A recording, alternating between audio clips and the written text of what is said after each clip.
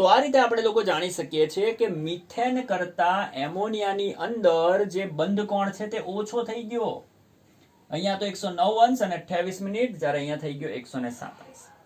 અને વિદ્યાર્થી મિત્રો આની અંદર ચેક કરો, આમાં તો લોન પેર 2 થઈ ગઈ અને આપણે જાણીએ છીએ કે લોન પેર એ બેની વચ્ચેનું અપાકર્ષણ સૌથી વધારે હોય. તો આ બંને લોન પેર એકબીજા પર એકદમ પ્રબળતાથી અપાકર્ષણ લગાડશે, જેથી આ બંને એકબીજાથી એકદમ છૂટી થઈ હશે. અને આ બંને એકબીજા વચ્ચે જો આ બંને એકબીજા પર અપાકર્ષણ લગાડશે અને એ બંને આ જે બોન્ડ પેર છે એના પર પણ અપાકર્ષણ લગાડશે. તો એ બંનેનું અપાકર્ષણ આ બે પર એકદમ વધી જશે અને આ બંને ઓર નજીક આવી જશે. આથી એનો જે બંધ કોણ તે લગભગ 105 થઈ ગયો. આમાં તો કોઈ લોન પેર છે જ નહીં, મતલબ કે આમાં અપાકર્ષણ સૌથી ઓછું લાગવાનું. અપાકર્ષણ ઓછું તો આ બધી કક્ષકો એકદમ નજીક નહીં આવે, થોડી થોડી છૂટી છૂટી રહેશે, જેના પરિણામે એંગલ છે 109 અંશ અને 28 મિનિટ. જ્યારે આમાં એક લોન પેર આવી ગઈ, અપાકર્ષણ વધી ગયું, જેના પરિણામે એંગલ થઈ ગયો 107 અંશ.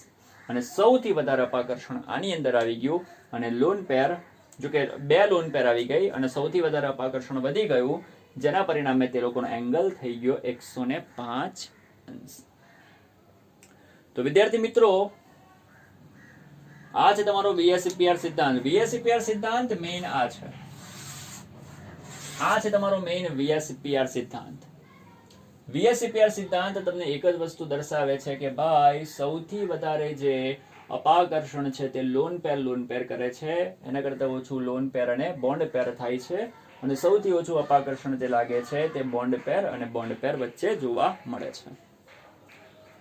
તો વિદ્યાર્થી મિત્રો, હવે તમને સમજ પડી ગઈ. 3 માં સંકરણ એક સરખું છે, ભૂમિતિ 3 ની સરખી છે, પરંતુ બંધ કોણ 3 ના અલગ છે.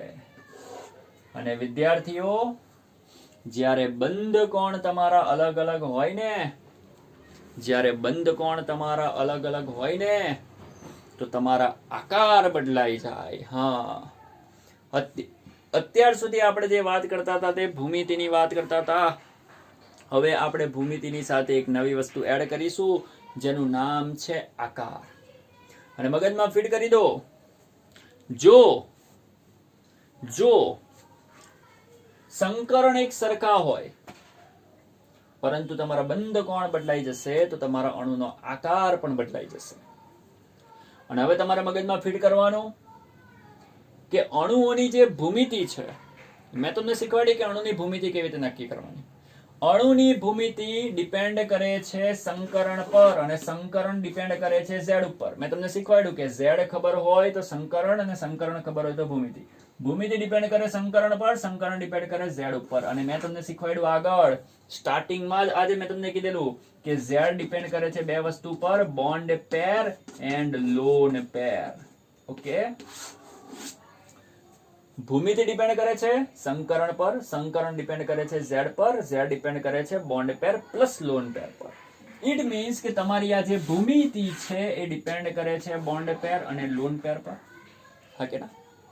તો ભૂમિતિ ડિપેન્ડ કરે છે બોન્ડ પેર અને લોન પેર પર.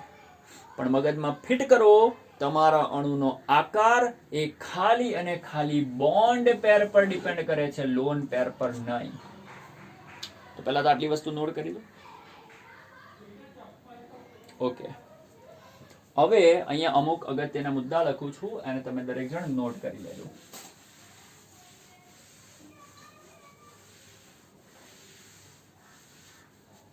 ચાલો, પહેલો મુદ્દો શું યાદ રાખવાનું? પહેલો મુદ્દો યાદ રાખવાનું, ભૂમિતિ આધારિત છે, અથવા તો ભૂમિતિ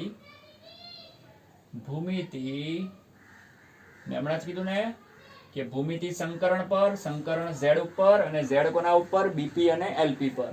મતલબ કે ડાયરેક્ટ લખી શકું કે જે ભૂમિતિ છે એ આધાર રાખે છે BP અને LP બંને પર. જ્યારે તમે આકારની વાત કરો તો આકાર એ ખાલી અને ખાલી કોના ઉપર આધાર રાખે છે? બોન્ડ પેર ઉપર. એને લોન પેર સાથે કોઈ પણ લેવા દેવા નથી. ખાલી અને ખાલી બોન્ડ પેર પર આકાર આધાર રાખે છે. બીજું, જ્યારે તમારા અણુમાં લોન પેર 0 હોય તો તેવા સંજોગોમાં અણુની જે ભૂમિતિ છે એ જ તેનો આકાર ગણાશે. જેમ કે અહીંયા જુઓ, મિથેનની અંદર તમે જોઈ શકો છો કે બધા બોન્ડ પેર છે, આમાં લોન પેર એક પણ નથી. અને જો આમાં લોન પેર હોય જ નહીં તો મિથેનના અણુમાં જે ભૂમિતિ હશે એ તેનો આકાર કહેવાશે. અને આપણે જાણીએ છીએ કે મિથેનની અંદર ભૂમિતિ ચતુષ્ફલકીય છે, તો તેનો ભાઈ આકાર પણ ચતુષ્ફલકીય હશે.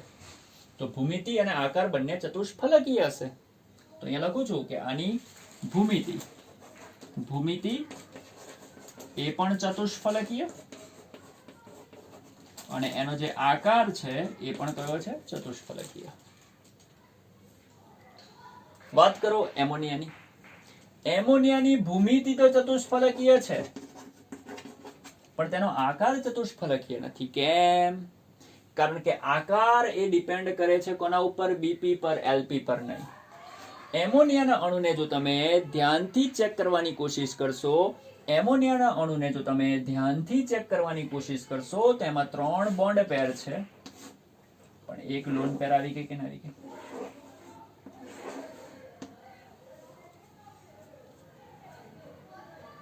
જેના પરિણામે તેનો આકાર બદલાઈ જાય છે. કારણ કે યાદ રાખજો, જ્યારે પણ તમારે આકાર નક્કી કરવો હોય તો લોન પેરને ભૂલી જવાની. ચાલો હવે લોન પેરને ઢાંકી દો. જો લોન પેરને ઢાંકી દો તો એનો આકાર ત્રિકોણીય લાગે છે કે નથી લાગતો? છે કે નહીં? જો લોન પેરને તમે ઢાંકી દો તો હવે તેનો આકાર સમતલીય ત્રિકોણ બની ગયો છે ને. તો આ રીતે તમારો આકાર બદલાઈ જાય છે. ભૂમિતિ ચતુષ્ફલકીય છે પણ આકાર અલગ છે. અને એવી રીતે તમે આની વાત કરો, આની પણ જે ભૂમિતિ છે તે કઈ છે? ચતુષ્ફલકીય. એની ભૂમિતિ છે. તો એની જે ભૂમિતિ છે તે કઈ છે? ચતુષ્ફલકીય છે. પણ એનો આકાર ચતુષ્ફલકીય નહીં હોય. કારણ કે આકાર માટે તમારે ખાલી ને ખાલી કોને જોવાના? બોન્ડ પેરને જોવાના. લોન પેર ઢાંકી દો, આ બે લોન પેર છે ને ઢાંકી દો, તેનો આકાર જો કેવો લાગે છે? આવો લાગે કે નથી લાગતો? અને આવા આકારને શું કહેવાય? વી શેપ. ઉલટો વી છે કે નહીં? તો એનો જે આકાર છે, લખો તો લખી નાખો અહીંયા, એનો જે આકાર છે તે વી શેપ છે. અથવા તો તમે એને વળેલો પણ કહી શકો. તો વળેલો આકાર અથવા તો વી શેપ. તો હવે તમે લોકો સમજી ગયા કે 3 ની ભૂમિતિ સરખી છે પણ 3 ના આકાર અલગ છે. આની અંદર ભૂમિતિ ચતુષ્ફલકીય અને આકાર પણ ચતુષ્ફલકીય. આમાં ભૂમિતિ ચતુષ્ફલકીય, આકાર ત્રિકોણીય. આની ભૂમિતિ ચતુષ્ફલકીય અને આકાર વી અથવા તો વળેલો. અને હવે તમને ક્લિયર થવું જોઈએ કે આકાર કેમ અલગ પડે છે. તો મગજમાં ફરીથી રિપીટ કરી દો. આકાર બોન્ડ પેર પર ડિપેન્ડ કરે અને લોન પેર સાથે કોઈ લેવા દેવા નથી. આમાં તો એક પણ લોન પેર નથી. અને મેં તમને કીધું કે ભાઈ જેની અંદર લોન પેર શૂન્ય હોય ને એની ભૂમિતિ જ એનો આકાર કહેવાય. તો આમાં તો લોન પેર શૂન્ય છે તો એની ભૂમિતિ ચતુષ્ફલકીય, તો તેનો આકાર પણ કહી દેવાનો ચતુષ્ફલકીય. જ્યારે આની અંદર લોન પેર છે, દેખાય છે, સ્પષ્ટ દેખાય છે કે લોન પેર એક છે. તો જો લોન પેર એક હશે તો તેની અંદર ભૂમિતિ બરાબર આકાર નહીં હોય. તો અહીંયા પણ લખી શકો, જો LP does not equal to 0, મતલબ કે LP શૂન્ય ના હોય તો તેવા સંજોગોમાં ભૂમિતિ does not equal to આકાર. ભૂમિતિ આકાર બરાબર નહીં હોય. ભૂમિતિ પણ અલગ હશે, આકાર પણ અલગ હશે. જેમ કે એમોનિયાની ભૂમિતિ ચતુષ્ફલકીય પણ તેનો આકાર ત્રિકોણીય છે, કારણ કે એને ભૂલી જાઓ. એવી રીતે વાત કરો પાણી.